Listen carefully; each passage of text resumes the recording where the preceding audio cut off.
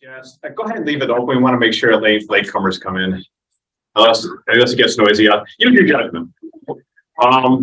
So I'm going to suggest that when you're leading your caucus, remember that there are always some people in attendance who are coming to the first caucus ever. So take the same approach of make sure you go through things in order, slowly explaining what you're doing so you don't lose anybody, because we want this to be a good experience for them. Okay. So I'm Andrew Ferguson. I know not everybody knows me. I think I have ego under control there. All right. So my 13 step is a little different. 12, you've got an envelope that has a sheet on the front that I refer to as inventory sheet. And what I'd like you to do, whatever kind of packet you got, they're on the back table. All right. Whatever sort of packet you got, please go through your stuff right away. Don't leave it until the night before the caucuses, because if there's a problem, that doesn't leave much time to get it fixed. So if you even do it, after you leave tonight, that would be great. On the 12 packets, you'll see little check marks. That's me. I was marking everything as I put it into the envelope so that I knew I'd done it. And now I have to go back through precinct 11 because I forgot to mark something on there, and I'm sure I actually did. Yeah, I'll put pencil marks on there, keep me happy. Anyway, that's what the little check marks are. Maybe do something similar yourself. Look for an item in the packet, and you find it, check it off so that you know you've got it. And on the inventory, she also has a list of some supplies you ought to bring. That's repeated in the convener guide so that you get it in 2 places. And those bullets are the big points to remember, like check before the day before.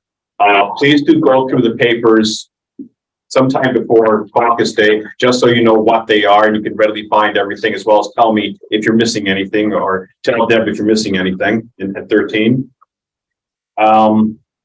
Yeah, big points like make sure the forms get filled out, make sure the absentees get considered. It has a list of what you need to hand out and what you need to turn in. Anything that you don't either hand out or turn in, you can keep for your own souvenirs and be happy. I don't know how much you want those for souvenirs. I've been I'll turn it in. So worst things that happen is somebody else will have to recycle it. All right, so this is a key document. And I'm not sure if in 13 you're using the same one, 2023 Caucus Conveners Guide. This repeats some of what I just said. It has a lot of things to do for setup beforehand. Like it's good to recruit a volunteer to make sure you know who's going to help you with sign in. Checking that you've got everything you're supposed to have, some of the supplies. Contact your ward chairs. Maybe out of order. I want to, if you have a question pop up, make sure to give me, give me a call. My cell phone number is 612-702-8897. I didn't put it in the guide because I didn't know how many wards are going to be using it. If I get a call from 13, I'll just try to answer, I guess. But it's better probably. Debbie, are you the one to call, or Dylan, or both of you? Either one of us, and our numbers are everywhere. You put your numbers in. Okay. All right. So, yeah, give me a call. Even caucus night, sometimes questions come up during the caucus, and I'm not going to my caucus. I'll be by the front entrance, so I'm available to take calls. Dylan's going to do the same thing in caucus night. Okay, that makes sense. All right. So a bunch of things to review. So read this beforehand and go through beforehand. When it comes to caucus night, we can get into the buildings normally at 6 o'clock. I don't know about all 13 locations. They got different ones. With Minneapolis schools, they don't open until 6, and they're supposed to open for us at that time. So please come at 6, because you will then have plenty of time to set up your room, and it takes a lot of the stress out of it. Whereas if you're late, you're in a hurry when you get there. Plus, you might have like 5 missed calls from me because I'm in a panic because I don't know where you are. And we have had times where people are running around desperately trying to figure out how they're going to convene the caucus where the convener hasn't shown up, hasn't called in, and has the packet. So if you're going to be late, let me know so I don't panic. I would really appreciate that, but do your best to come right at 6. And so you want to get your room set up by 6:30. That's when sign-in is supposed to start. So for sign-in, Tim is still working, well, for Roosevelt, Tim is still working on the room assignments. So you'll get those probably when you get there. As you're setting up the room, you're going to have, you've got maps, and you're going to want to post them by your door. And if you want to put another like written sign that has bigger letters that says your precinct number, that's maybe not a bad idea. At least those of you who are in locations where there are multiple precincts. You want to have the other map with you so that you can use it during your presentation to the caucus when you're going over where the precinct is, because you're going to want to check that everybody's in the right precinct. You're going to want to set up a sign-in table, and that's going to depend on layout of the room. So I can't advise you on that because I have no idea what your room looks like. Somewhere by the door, roughly, you want a place for sign-in. And we've got some sign-in sheets, and we've just taken our best guesses at how many you're going to need. If this number of sign-in sheets doesn't make you comfortable, feel free to photocopy more. The worst that happens is we got more to recycle, or we'll maybe reuse them for a future caucus or something. Find somebody to help you with sign-in. And while it's comforting to have a volunteer lined up before you get there, as Andy will test, sometimes your volunteers don't show. Well, I think the first caucus I went to, I helped with signing because I was one of the first people to arrive. And you'll find that the first people to arrive are quite happy to take a job, help with sign in, or cut up paper into ballots or whatever it is that you need. They like getting a job to do. So you will be able to recruit volunteers after people start arriving if you need to. So you have one table for sign in, and you'll have your sign in sheets. You have an affirmation statement that's this is a rather big lettered thing. You will have a Minneapolis call, so that's available in case anybody wants to peruse it. And it's a good idea to have a separate area, a separate table for campaign literature. We've got contested races in both our wards. And so you will have candidates wanting to drop off the literature. And it's possible that even some incumbent office holders will drop off literature just to tell the very active DFLers, yeah, it still exists. That's a cynical way of putting it, I guess. But it is possible to be other like elected officials or even candidates next year want to drop off their lit, and they can do that. Just set up a separate area so it's clear what's the caucus area, what's the campaign area, because something you want to be careful about the whole time. Maybe I should have mentioned this earlier. You always want to make it explicitly clear you're neutral and you're not backing a candidate, so don't wear any candidate stuff. Hopefully it's obvious, but I'm going to say that don't wear any candidate stuff.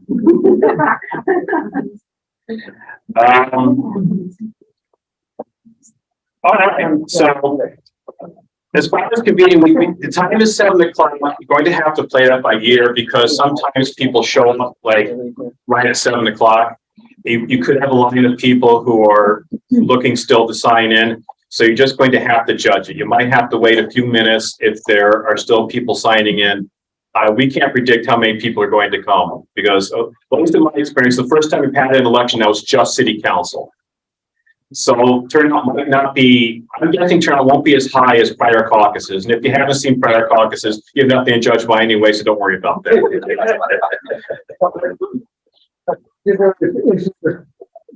Sitting on a bench waiting to sign in, you can take up some time by saying, well, let's go around and give your name and what neighborhood you live in or something. That will get people a little friendly, and it takes up some time while they all sign in. Yeah, and that's actually a good idea anyway. We'll get there. It's actually in the guide, or is in the agenda. There's an agenda here. I know. Yeah, here we go. Yeah, and this agenda introductions are item 4, but that's a good idea. If you need to kill time, you can start it earlier. You want to have you can have the caucus rules by table people look at, but you're also going to want to have it with you when you're leading your caucus. What was that again? That piece of paper? This is the agenda For today? for the caucus. Right. There's not a whole lot of business at these. caucus. No, this would be the easiest caucuses you've ever done if you've done it before, because there's only one set of delegates. Usually we've got 3 and resolutions. Are we not, electing precinct chairs at this one? Maybe. We're in the middle of the correct was, are we electing precinct chairs? Yeah, we're in the middle of the term. So if your precinct has vacancies, try to fill them. Not all precincts have vacancies, but most do. And for 12 at least, I put it on your caucus report form and on your inventory sheet of what openings your precinct has. 2 other things I want to go over before you actually convene here. One, this is a challenge form. If somebody wants to challenge somebody else's right to participate in the caucus, we want them to fill in the form. If for nothing else, it's a deterrent to frivolous challenges. So they definitely that. The reason someone would challenge one of the other attendees is because they know them to have been a Republican. Thinking that, hey, this is really a Trump guy. Why is he here? But They haven't reformed. they succeed because it does happen. People change pretty sometimes. But it's the most likely reason. Somebody could challenge somebody in the grounds they don't live in the precinct. That should be easily resolved just by checking what precinct they live in. But if they do want to make a formal challenge, they need to fill in the form. And if they do, however it turns out, please turn it in and mark on here whether it succeeded or failed. And this is a non-attendee form. Sometimes we just colloquially refer to it as an absentee form. The state party likes to say non-attendee. I don't know why. You might find people who have been doing this for a long time use the phrase delegate letter. It all means the same thing. Yes. So the things that we're getting from the chair, they're filling out the online if they can't do it. Right. Are she gonna just give us a list, or is she gonna have an individual form? Because if we have more delegates that we need, we sometimes need to put them in different piles. I'm not sure if she's going to be like sending them in one batch to each convener, or sending them as they come in and sending to you or to the ward chairs for us to distribute. Okay. She did tell me that our wards are getting a lot less for the obvious reason, we're doing it in person. Right. So we might not even have any yet. Okay. The paper one is in case somebody comes in and says, I can't stay. Can I, still run for delegate or something? And you can say, yes, here's the form and we'll take this paper form. And it's also possible that I'll be emailing you any forms that come to me by email. And if somehow I get one on paper and I can connect to you, I'll get it to you. The important thing is also always remember to consider these for all elections, because people can run for delegate or precinct chair. The letter would surprise me, but they can do it. They may have a neighbor bring a printed form or even just a letter saying, I want to be a delegate. Yeah, that's common. So, But Tim said this, they often will have somebody bring a form for them, or they might even come drop it off because they can't stay. And that's all good. All right, getting started here. So the main items of business, you need to elect a caucus chair, you elect your precinct chairs, you elect your delegates, and also you can, after electing delegates, you elect members of the pre-convention committees. We'll get to all that. So once you call them to order, introduce yourself. It says, show your DFL leadership experience. I didn't think that I should have cut that out. Just say who you are and say you're convening. If you want to say more about yourself, go ahead. I don't know that anybody's honestly going to care what you did before. There's a letter here from the Minneapolis chair. That's not essential. If you find that some problem caused you to not be able to convene until 7:15, skip it. Don't tell Brianna I said that, maybe. And she's watching, so. You want to go over the precinct boundaries. I mean, the map can be, it would be like this and holding up a map like that. So that, not the clearest. You might have to walk around, walk up closer, describe what the boundaries are. And there's a couple good reasons why you want to do everything you can to make sure everybody's in the correct precinct. One, if by some chance you do have a contested election and it's close, and turns out votes were cast by people who are not in the precinct, that becomes a grounds for a formal challenge. I can't see it happening this year, we have so many delegates, but it could happen. The other reason is that if somebody gets elected as a delegate in the wrong precinct, credentials is going to move them into their correct precinct as the last alternate. So they might walk into the convention getting a surprise that they're not a delegate, that they're an alternate. And this year, we're not really expecting many alternates, so not an issue. Potentially, yes. So as a caucus convener, can I also be a delegate? Yes. Yeah. The caucus conveners also be delegates, and yes, I know some of you are convening precincts that are not yours. Make sure that you fill in one of these non-attendee forms and get it to the convener of your precinct. I cannot find like a non-attendee form in my packet. We can't do that. Nor can I. That's the same. 13 does not have non-attendee forms in the packet. Well, that's answered. Okay. Is there one online? Yeah, okay, thank you. Yeah, and yeah, there's yeah, you can send them the link to it then, right? Send the link to the whole group. We can find it online. Yeah. It's at minneapolisdfl.org, and there's a link to an online form that you can fill out. And so we're talking about where the online forms are. If you don't have one in your packet, they can be gotten at the Minneapolis DFL website. There's a confirmation statement. That's the same thing. Yes. Just, does anybody know the precinct finder? Quick look up. Pollfinder.sos.state.mn.us. Is that the same poll finder? No, that's the Secretary of State's website. If you go to the Secretary of State's website, you'll be able to find the poll finder. And I think I did put it in here somewhere. Oh, okay. All right. I'll look for it.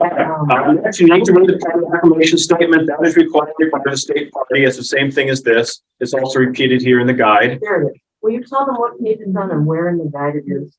I did not number the pages. It's on the third page. It's on the page that doesn't have the big blue DFL on it. All right, the question was where in the guide is the affirmation statement. It's on the third page. Next, it's suggested take a minute or two and have people introduce themselves. You can either have everybody give a quick little introduction of themselves or just have them introduce themselves to somebody next to them, depending on how many people you've got in the room. So that's a judgment call. I really want you when people go around saying something about themselves, the introductions get longer and longer.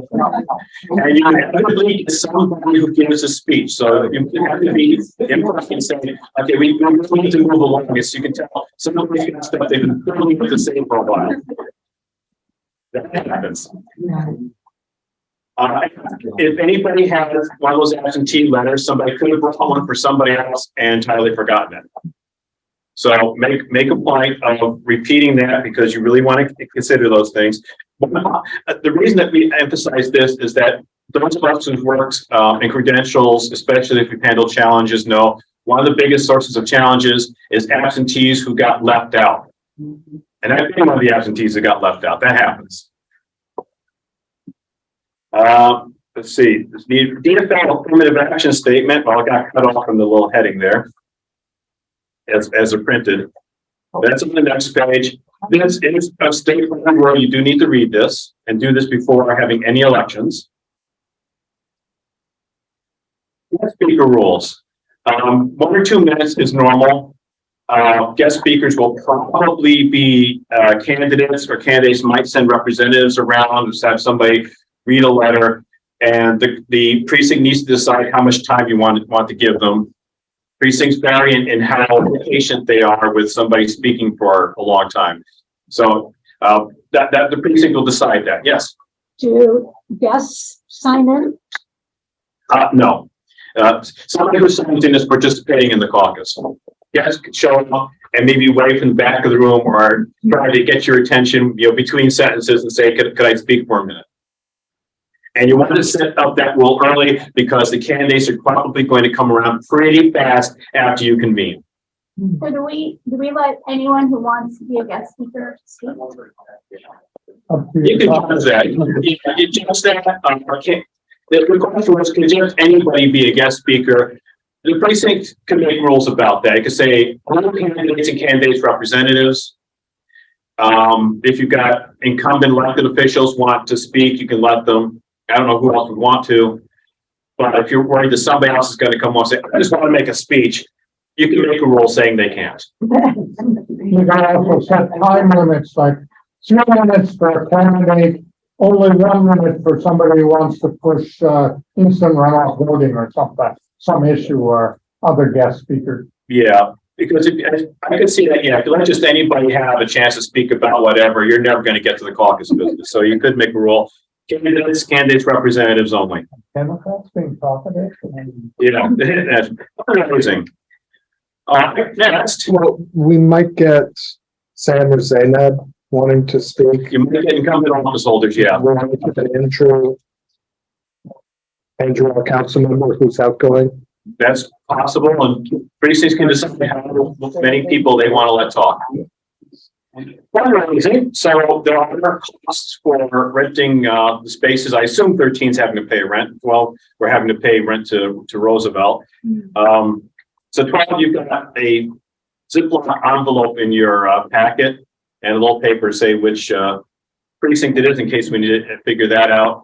Pass that around and make a plea, say this, we don't have a whole lot of money and it's going to cost us money to rent the school. You can help us defray expenses. You can mention that there are printing costs. They won't a lot, but many people will contribute and help cover that. And hopefully we can at least cover our expenses because the Minneapolis party is a little skint this year. Question. Yes. That is fair. Oh, is there any value to having envelopes there for people to put some money in, put their name and address on in case they want a PCR form, and then we can say, your $20 donation, you can get that back from the state? The question was whether there's a value to having envelopes there for donations in case somebody wants to get their political contribution refund. That's not a bad idea. Yeah, that's a good idea. Go ahead and do that. And maybe somebody will give a bigger donation. You can mention the political contribution refund. Maybe there are people who don't know about that. Probably they do, but maybe they don't. So it's $50 for an individual, $100 for a couple each year. And the donations are going to the Minneapolis party, which is eligible for the refund. That was my question as well. So, thank you. All right. After fundraising, now you need to elect the caucus chair. It sounds like it sounds like you've done a lot already. But under state party rules, the caucus chair has to be elected. Almost always at the convener. It's a very good idea to elect the convener because otherwise you have a chair who doesn't know what's going on. If by some weird chance your precinct elects a chair who wants to do it, be gracious about it and help them get through it because they will not know what they're doing. Eric, Yeah. we had, it was Hillary and Obama year. We had people coming in and saying, I know that convener is a Hillary person and I'm supporting Obama. So that they kind of give people a little breakdown. It's like, well, you could have co-chairs if you want to be co-chair with me. Then you have 2 co-chairs and you've still got a trained person. Definitely. You can do co-chairs. So as the convener, can I nominate myself for chair? Yes. Yeah, you don't have to have somebody. As convener, can you nominate yourself? Actually, please do. Sounds like you've been trained to do that for tonight. Yeah. Let's see. So yeah, there's no note here about it's a really good idea to have you be chair because you've been through this training. If there are multiple candidates, you've got to vote. Read the affirmative action reminder. That's in here too. That sentence starting with as you vote. You might, if you decide to have a paper ballot, then you'll have to cut up some paper if you haven't already. And you would have to appoint tellers to count the ballots. Hopefully the caucus chair election won't be anything that elaborate. Maybe people could just raise their hands. Next, precinct chair elections. They're slightly different from what we do in the even number years in that this is the middle of a term. And so we're only filling vacancies and not all positions are vacant, which is a good thing. As some precincts don't even have any vacancies. And if you're fortunate enough to be in one of those precincts, you can skip the precinct chair elections. Others have all 3 positions vacant. And you'll basically have to hold a new set. I'd like, Yes. so vacancy means just the chair is vacant, or what about the vice chair 1 and vice chair 2? A vacancy means at least one of those positions is empty. Well, precinct chairs, they move up as there's a vacancy. So the precinct chair were to resign, vice chair 1 becomes the chair, and vice chair 2 become vice chair 1. So if you've only got 1 vacancy, it's vice chair 2. So if you've got 2 vacancies, it's the vice chairs. And if you've got all 3, then you elect all 3. And you'll need to figure out how to conduct the elections depending upon how many candidates you've got. Probably you'll have fewer volunteers than you have openings. That's just unfortunately how it goes. And in which case you can just elect somebody by acclamation. Yes. Do you have the current chairs and vice chairs in the packets? I didn't put the names there. I put which vacancies there are for each precinct. I was going to offer, I can email that to you, like, or if you. That was just overload. Yes. When I have vacancies, the chair and the 2 vice chairs are not supposed to all be of the same gender. So if you have 2 vacancies, or you've got 2 males as chair and first vice chair, for second vice chair, you should try to get a female for that spot. I mean,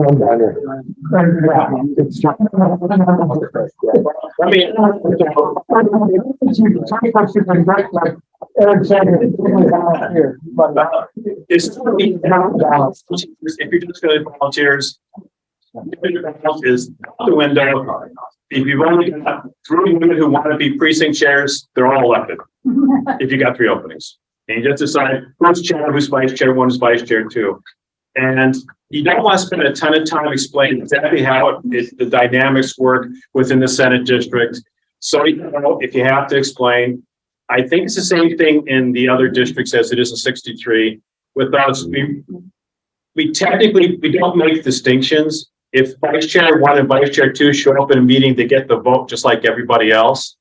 If we had some serious piece of business where we really had to be particular who was voting, the precinct chair gets the precinct's vote, and vice chair 1 is the first alternate, and vice chair 2 is the second alternate. In my experience, this has not happened. We have not had a vote where we've had to be particular like that. So everybody shows up at the meeting, gets a speak and vote, and we don't really make a distinction. Yeah. Can I also say, if the people who are running for precinct chair are asking about training or how to do it, I'll be giving trainings for Senate District 63. I have a training deck all set up that I've given earlier. I'll be offering a few more sessions after the caucuses. So, you can let them know that we will be reaching out about training. And Deb, if you want to send. 61 did check out. Yeah, absolutely. I'll send you those. Yes. I don't see in my packet, like, if my precinct is full, I don't see that note. Is that somewhere that I'm missing that? Oh, is that written down? Put it on somewhere. In the packet, somewhere. What sheet Yeah, is it? It's a little line on a page somewhere. That's a basic, that's the one. the difference between 12 and 13 here. I don't see the 13 minutes of that. We got it. So 13 does have it, so, all right. Somewhere.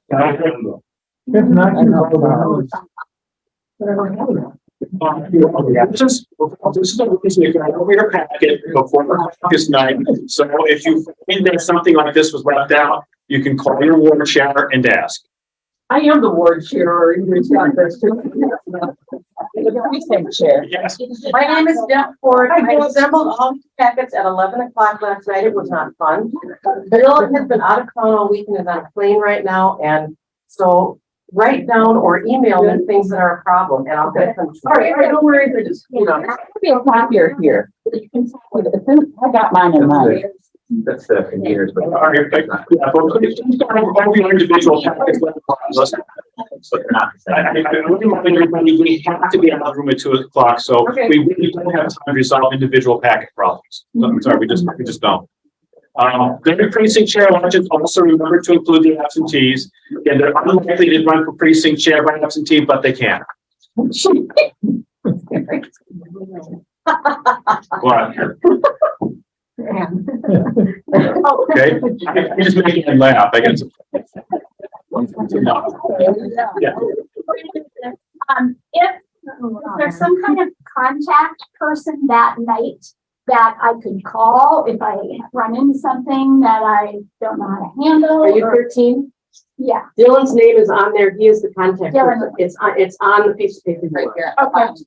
Oh, on that. I didn't look at- Okay, the question is, who to contact if you have a question, caucus night, call Dylan or Deb if you're in 13, call me if you're in 12.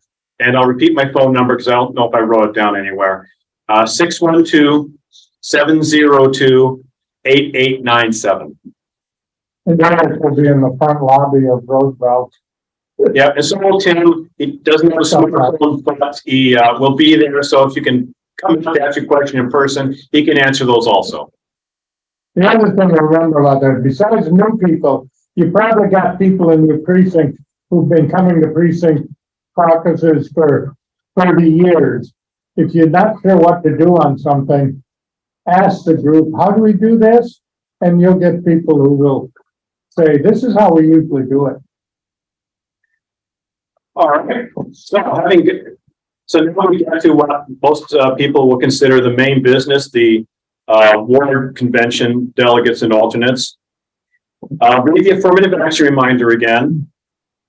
And this is probably a good idea to repeat the precinct just in case people have come in later or they just weren't paying much attention before. And you can even explain to them, if you get elected delegate and you don't live here, you're not a delegate. I mean, they will probably be a delegate in the correct precinct, but they might be made last alternate. And they will know what that means. Maybe there'll be a scary turn at the end of the check if they're not sure. So if you get elected, but you don't live here, you end up in the correct precinct as the last alternate. Dramatic, but you do you. Dramatic. It's you being dramatic. Be your own person. All right. All right. So you need to find out if there's a contest. So ask to see how many people in the room are interested in running for delegate. Add to them the people who put in these forms. And then you know how many candidates you have. And I'm guessing for the vast majority of precincts, you're going to have fewer candidates than you have slots. In which case, everybody's elected. Congratulations. Do make sure they fill in their rosters.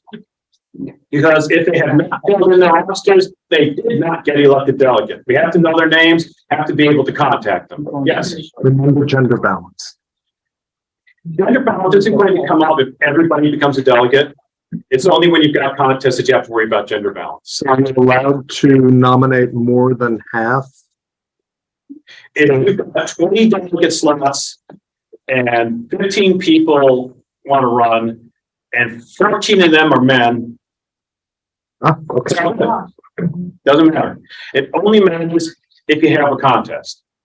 In which case, then you need to balance it out if you're going to have all your delegate slots filled and you're electing alternates.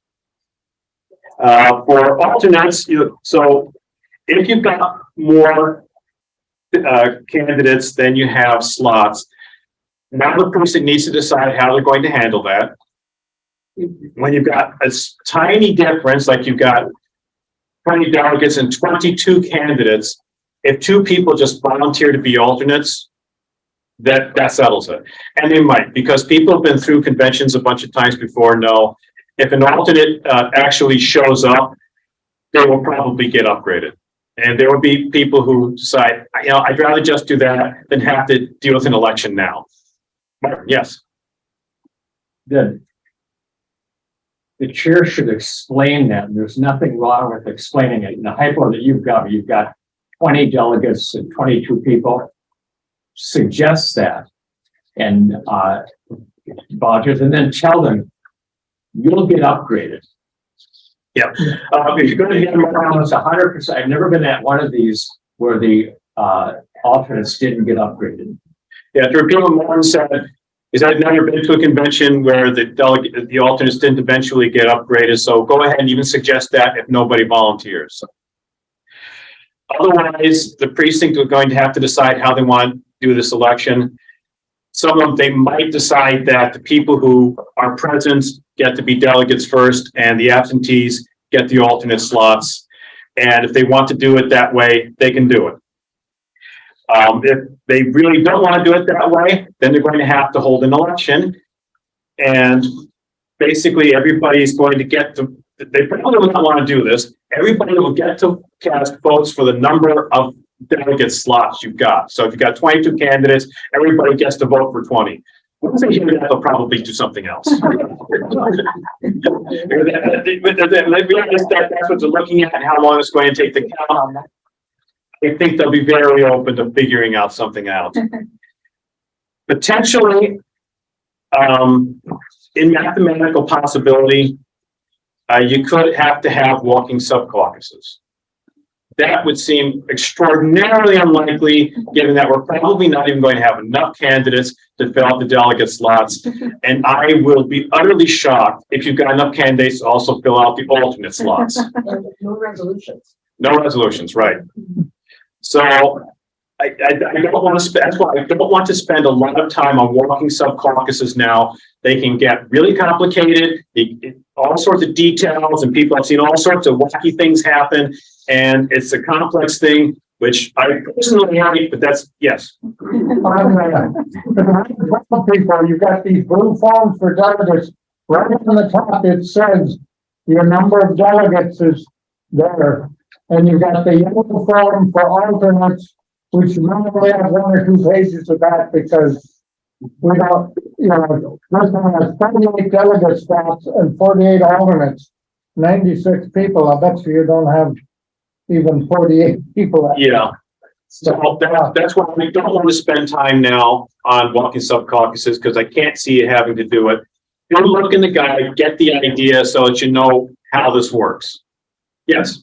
I would point out that, you mentioned the contingency of a walking sub-caucus. I believe, according to the state call, we're not allowed to use ranked choice balloting for a multi-person election. That sounds right. Yeah. So that's why it'd be the ballot where you got to fill in 20 names. Yes. Just an administrative question. So people sign the sign-in form when they arrive. Right. And if they become delegates, then they also have to sign the roster. So it's Right. assignment. It's good sign-ins because the sign-in form doesn't tell us anything other than that they showed up. It doesn't necessarily tell us who the delegates were. And when I say necessarily, there is actually a little box on here to check for if they got elected delegate. So that's great.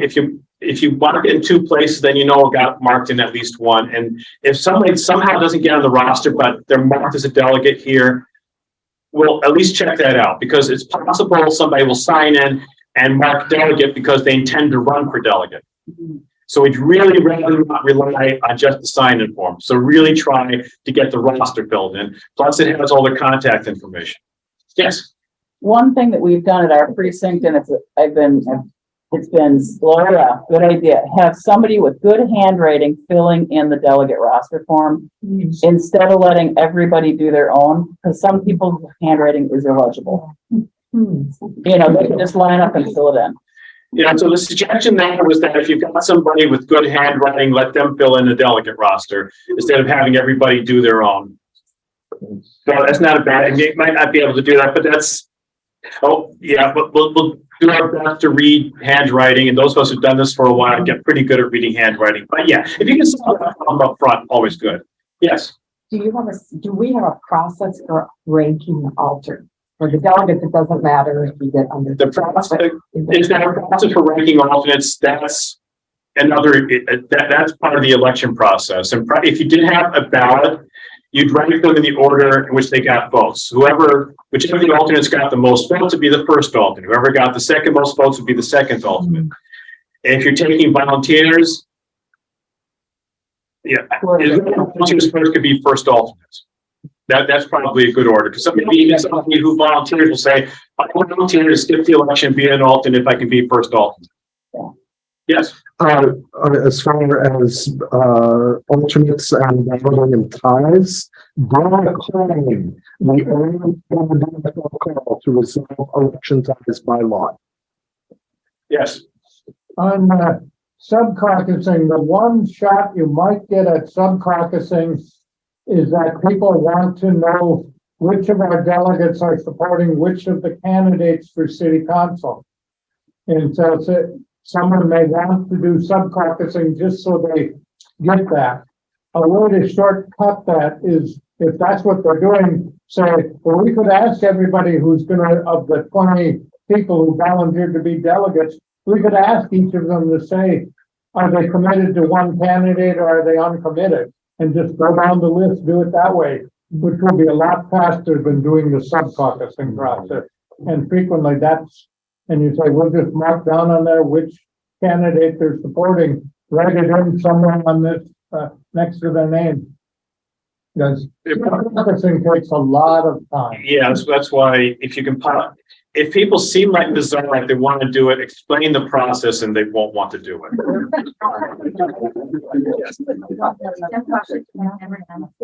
Theoretically, shouldn't all of the delegates be not committed to a candidate?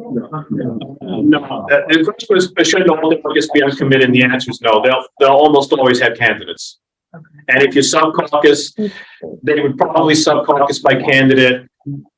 They could also sub-caucus by issue. That's why it gets complicated.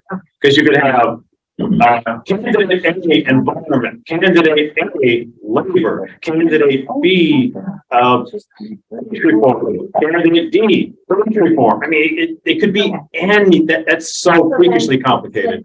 By sex, if not too many, and then maybe by candidate. The only reason you divide it by candidate, if you sub-caucus, that's probably how you do it. If you're just going to have everybody maybe spend 30 seconds saying who they are and they'd like to run for delegate, you can ask everybody, all right, then say what candidate you support, and then people can vote accordingly. And the only time you need to write down what candidate a delegate supported is if you sub-caucus. Only for sub-caucusing. So if somebody says during the election, you don't have to write that down if you just have everybody vote for whoever's there. Yes. How does proportional representation work?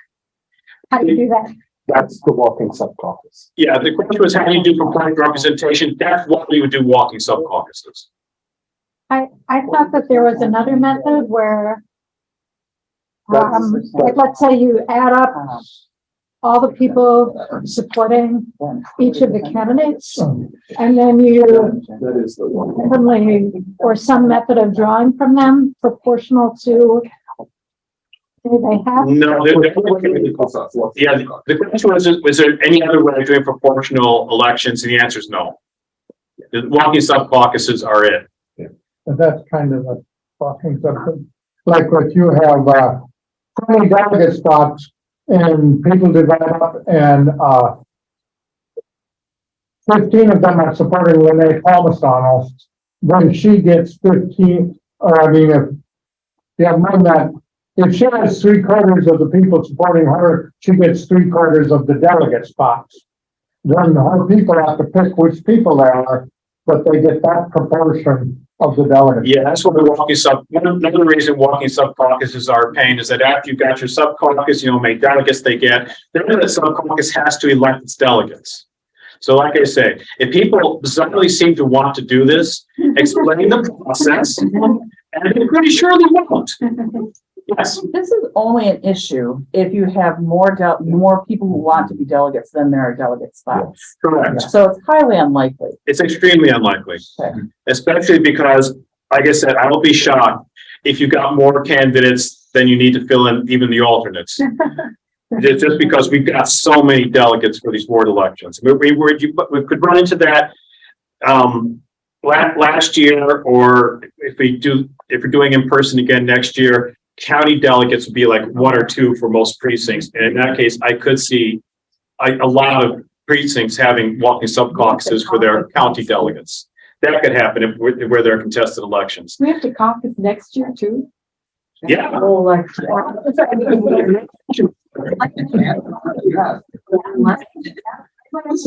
My caucus, so what are we caucusing for in 2024? Like, who's on, what's the ballot? Let's see, next year, president, Yeah.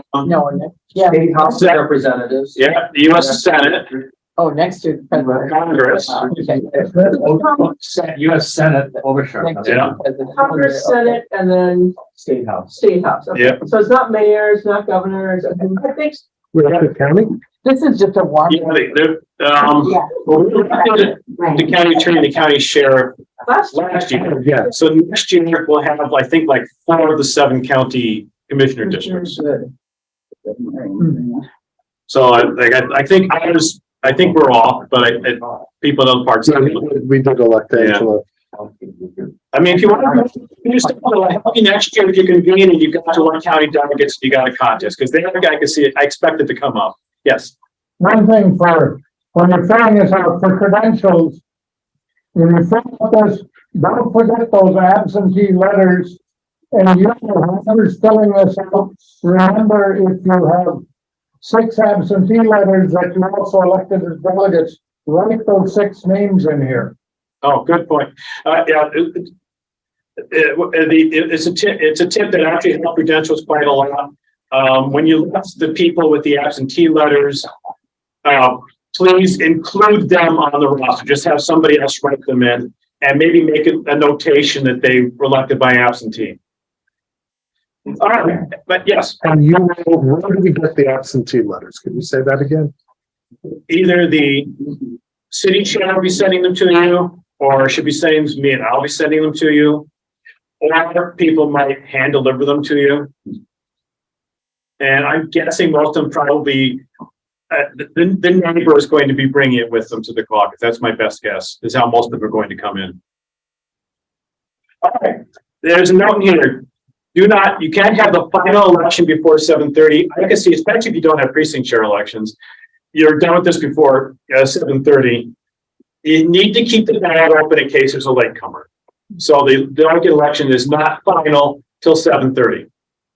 Then, like, as soon as you're done with your, even if you can't hold it final because it's only 7:20 or something, get to the pre-convention committees. Is this true in 13? Each precinct gets to elect 2 members to each committee? It's great, same thing, all right. And the blue cards are those midterms. Yep, or in the case of 412, this is the committee call. It's too cheap to use card stock, so just cut them out. I took a guess you'd need 4 because I've never seen anybody fill their committee slots, ever. So I think 4 is more than you're going to need. If you don't agree, feel free to photocopy and bring another one. Be perfectly good. 6 slots total. There are 6 slots. I would be shocked if anybody fills 6. Probably because of contested elections, rules will fill out. Try and get some people for credentials and arrangements because there's work to be done. They don't get to run on the rules of the convention. The arrangements has its own rules. There's work to do. It's not glamorous, but it does indeed need to get done. Yes. The blue cards that are in the 13 packets, 2 are rules and 2 are credentials. I got that one right. And I assume this is true with your calls too. Our calls have a blank space for filling in what somebody got elected to, the name and location of the first pre-convention committee, which for Ward 12 is here this Saturday after the caucus is starting at 12:15. Yes. Just a logistical clarification for 12. There are 6 spots amongst the 3 committees, but we only have 4. I don't think that you're going to use even all 4. It's just to be prepared. That's what I say, go ahead and photocopy it. And just same thing with anything else. If you don't think I gave you enough sign-in forms, I took my best guess. Go ahead and make more. I can't believe I forgot the big thing. After you have your delegates, hand out the calls. This is big because otherwise you have to find some other way to contact you.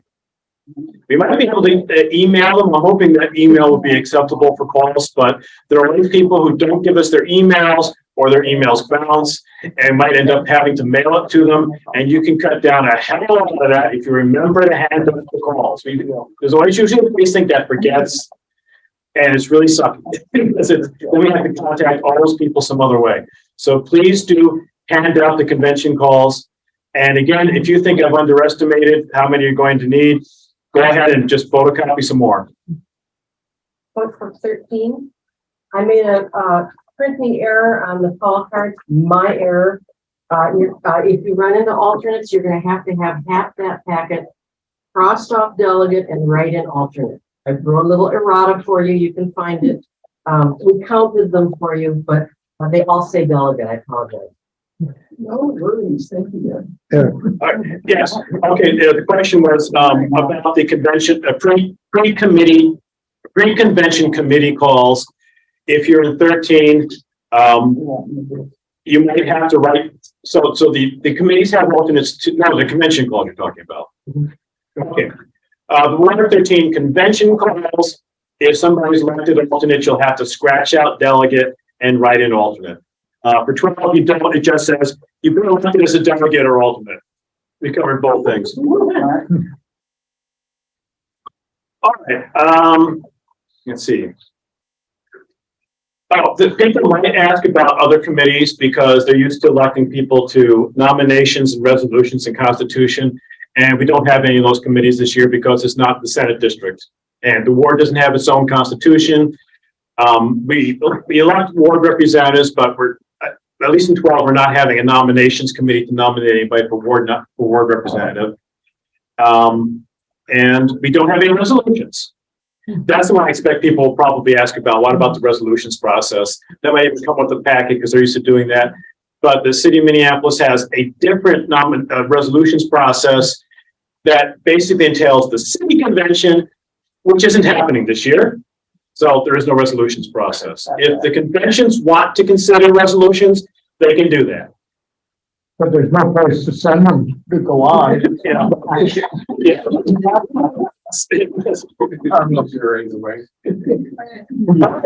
After the caucus adjourns, so you got through the pre-convention committees, your business is done. And now there's a bit of paperwork.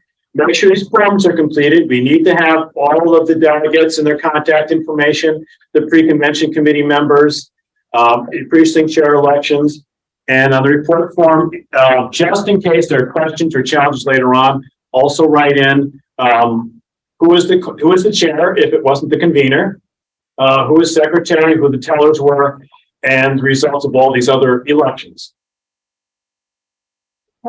Yes. So, I thought you said at another time that it's okay to recruit people from outside the board to help with these administrative tasks, like to help people sign in or, Yeah, can you recruit people from outside the board to help with tasks like sign in? Yeah, you certainly could. They couldn't participate in the caucus. right. Or if they're in Minneapolis, they need to put in an absentee form for their own precinct. But yeah, they can be from outside the precinct, that's fine. And they can be younger than 15. Yeah, they can be too young to participate too, that's fine. Yes, I might have missed this, but it says something about secretary on that report. yes. Maybe I missed it. When you, after electing a caucus chair, you want to elect the caucus secretary who is basically volunteering to do this job of filling in all these delegate rosters. And so we do want to know the secretary's name just in case questions come up later on. Probably, again, would anybody volunteer to be secretary? I can't think you're going to have a contested election for it. Potentially you could. So that's the secretary, but it might be the chair or vice chair. So I'm sorry, say again? Might it be the chair or vice chair? Who asks the secretary? Yeah. You want help. You don't want to do all that yourself. So you want a separate person to be secretary. So at least there's like 2 people writing things down at any given, who can write things down at any given time. Yes. First question, it says, so after elected caucus chair, it says appointed secretary. Does that really mean elected secretary? No. Secretary is usually appointed at conventions. Yeah, you don't have to let. That is true. I might, as somebody who went over this like 3 times editing it, I should have caught that. Volunteer, if you got multiple volunteers, just take the first volunteer. Maybe don't open up to election if you don't have to. That's, It says appointed secretary. all right, stick with that.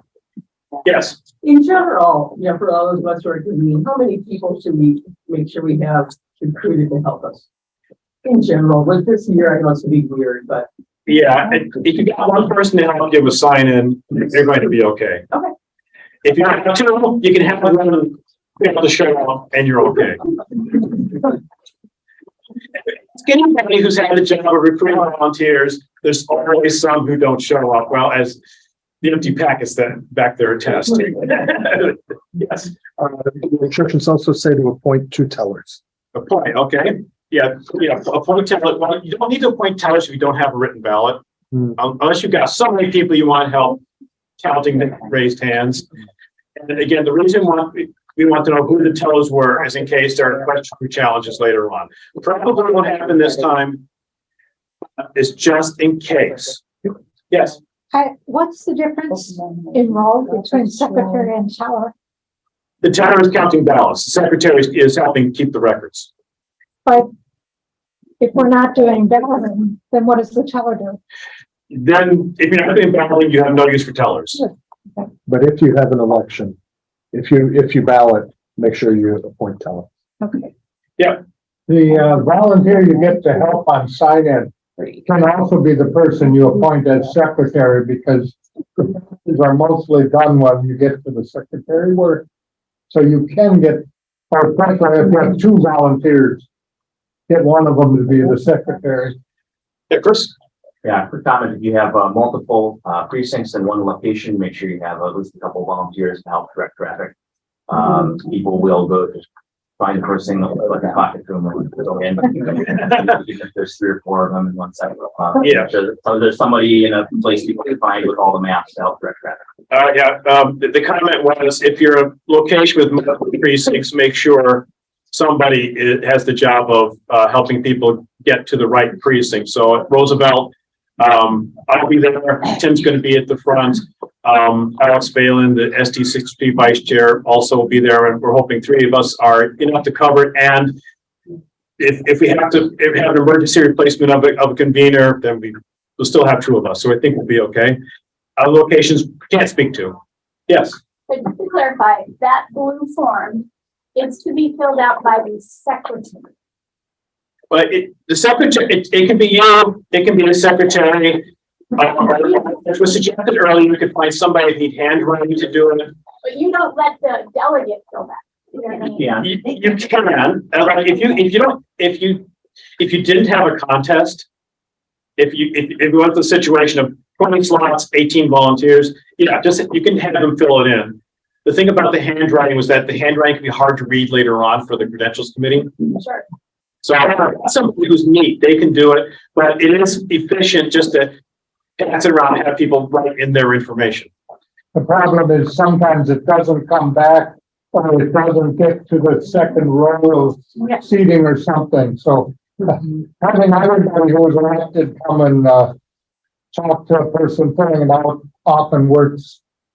And you don't want to have a situation where you did have a contest and somebody got elected delegate, they get to the form and all the slots have been filled in because probably an honest mistake, somebody elected alternate filled it in. So in that case, you do want to be careful, just the delegates enter the delegate slots, and then the alternates have to be ranked. So that's where you might want to really do the filling in. On these blue forms for Ward 12, the blue forms have only as many spots as your delegates count. So you can't over, and then you can't write in more underneath. All right, so end of the night, you filled in your forms. So you want to turn in those, the sign-in sheets, turn in all the letters of nomination, and maybe note on there whether they got elected to anything and what they got elected to. All the donations, and if you don't know whether to turn in a document or not, turn it in. And the worst that happens is somebody else has to recycle it. Yes. And Ward 12, we're gonna have a box out in the front lobby. So you can, if you want to sit in your room after everything's done, finish, and assemble everything, put it in an envelope and drop it off when you go home, and then you're done. I don't know, Ward 13, how are you collecting the? We have 5 locations and we have not firmed up where we're gonna collect things. I live right across from Southwest. It might be my house.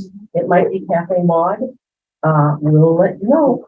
So if you didn't hear that, Ward 12, we'll have a box out in the front entrance of Roosevelt, so drop your packet in there after you filled in everything. And 13, sounds like TBA. But it's really nice to finish that paperwork, even if you're sitting in an empty room, finish it, put everything in the packet, and then drop it off that night, and you can, I'm done with that. Yeah. I don't have anything to get to anybody later.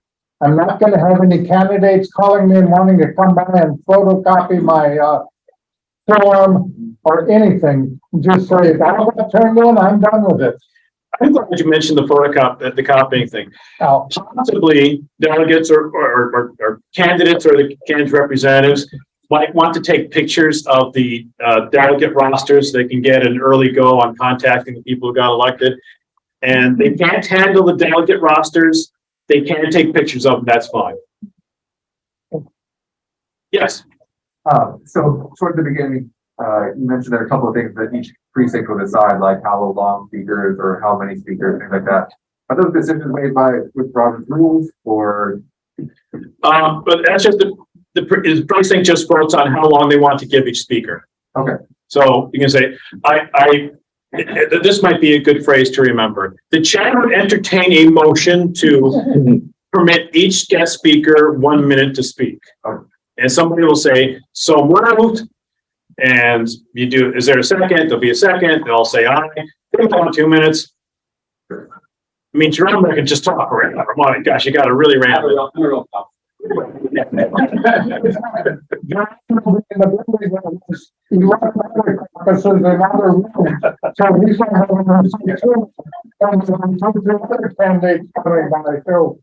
the Wellstone ad. And Jones is probably one candidate didn't get the memo. If you show up, I'll pick on you. Oh, well.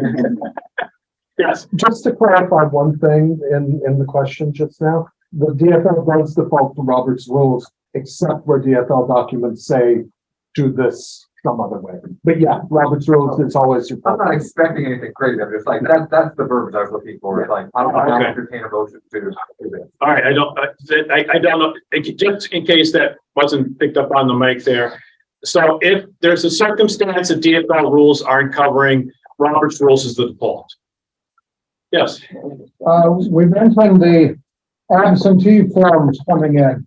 One thing you may get, especially if both these wards are contested, you might have somebody who's a campaign worker for one of the candidates comes to your precinct and has 5 absentee forms to turn in. That is acceptable.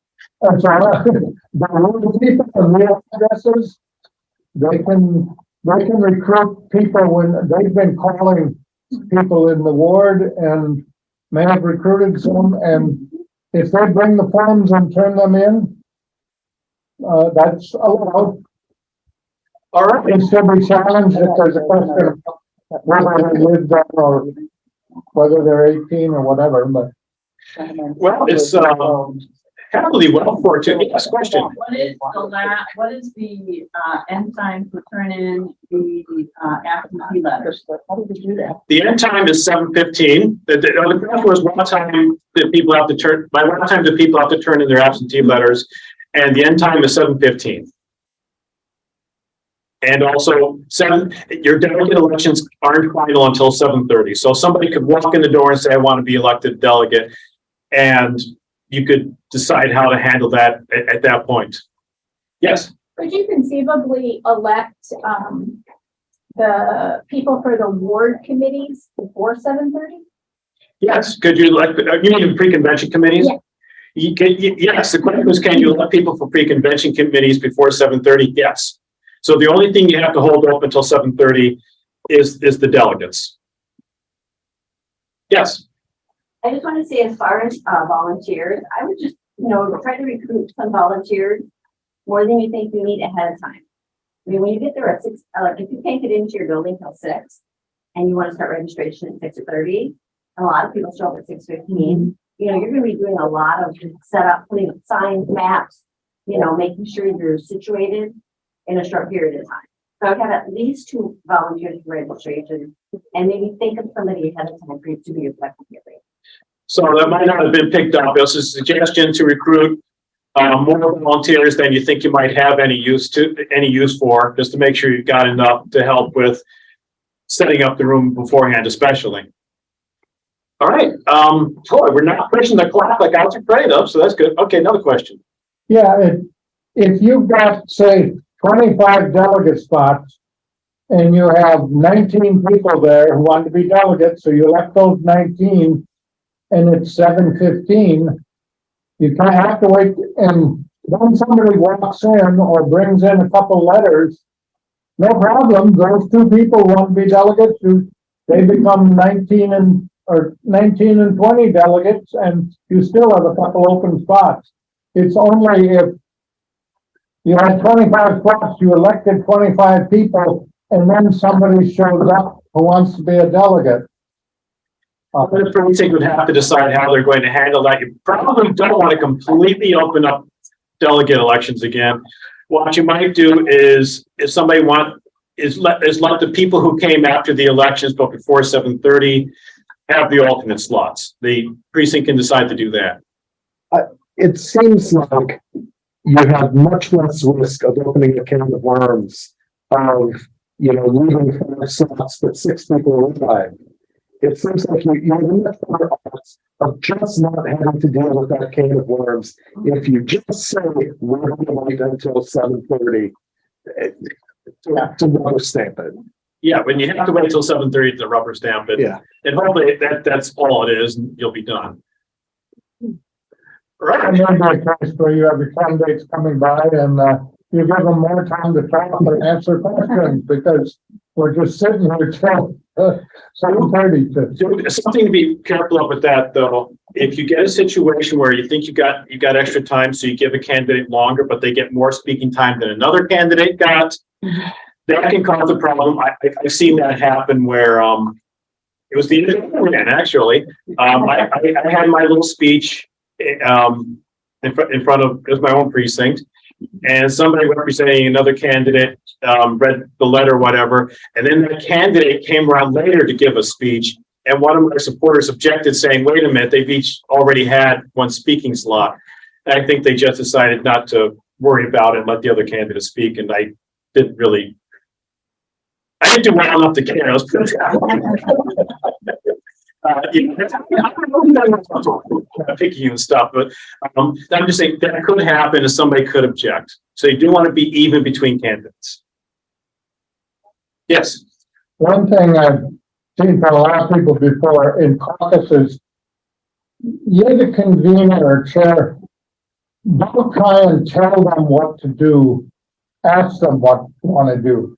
And it's like, okay, what do we do on this? Or how do we deal with this? How much time do you want to give candidates? Let the body decide, rather than if you give orders, somebody being Democrat, somebody's going to object to that and want to do it a different way. But if you ask them, how do you guys think we should do this election? They'll come up with reasonable things, but don't try and be a dictator in your caucus. It doesn't work with Democrats. That is true. Yes. Well, I think you should follow Eric's example. Don't just say, how do you want to do this? Just say, we'll entertain a motion to give them 1 minute to speak. Entertain a motion to do it this way. And that's almost always going to be the way. If you say, how do you want to do it? You'll have several, That's right. and it'll be a waste of time. And somebody will bounce up and say 2 minutes or 3 minutes, and then somebody will say, no, 1 minute, that's too much. And, everybody will come up with a time and somebody will make a motion. Yeah, I found that phrase, the chair would entertain a motion to blah, blah, blah, really useful when I was running a caucus or chairing meetings or whatever. If you, in your introduction, if you explain that you're the caucus chair and you went to caucus chair training and so on, they're gonna let you be the chair for the evening. If you want me to continue and be chair for the rest of the night, I'm willing to do that. And you're gonna be elected by acclamation and they're gonna follow your direction. So don't be shy about asserting those ideas. But advocating for a motion is a good way to treat the body with respect, to suggest a wise thing to do in a respectful way. That's not you telling the body it's going to do. Yeah. I was just gonna say, it might be a good idea to have a timekeeper. Oh, okay. We have more than one, if you really want to try. I'll repeat that. And suggested appointing somebody as a timekeeper. It's not an official role, but That's a good idea. It's not an official role, but it sounds like a good idea. Especially when you got multiple candidates coming around who are the ones, and like you said, somebody's gonna object because, you know, her get more time than he got.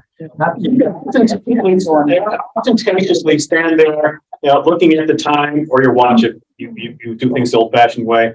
Yeah, you got a minute. Maybe. You do you. But it makes the point that the time is being watched, and you can watch the time. And, you know, to kind of follow on with what Ed said, maybe it's not important to have a separate person being timekeeper, but someone whom you explicitly ask and remind. It might be the same as secretary, it might be the same as the teller, but it's the consistency and the explicitness that this person is timekeeper, this person is still timekeeper. You're timekeeper, right?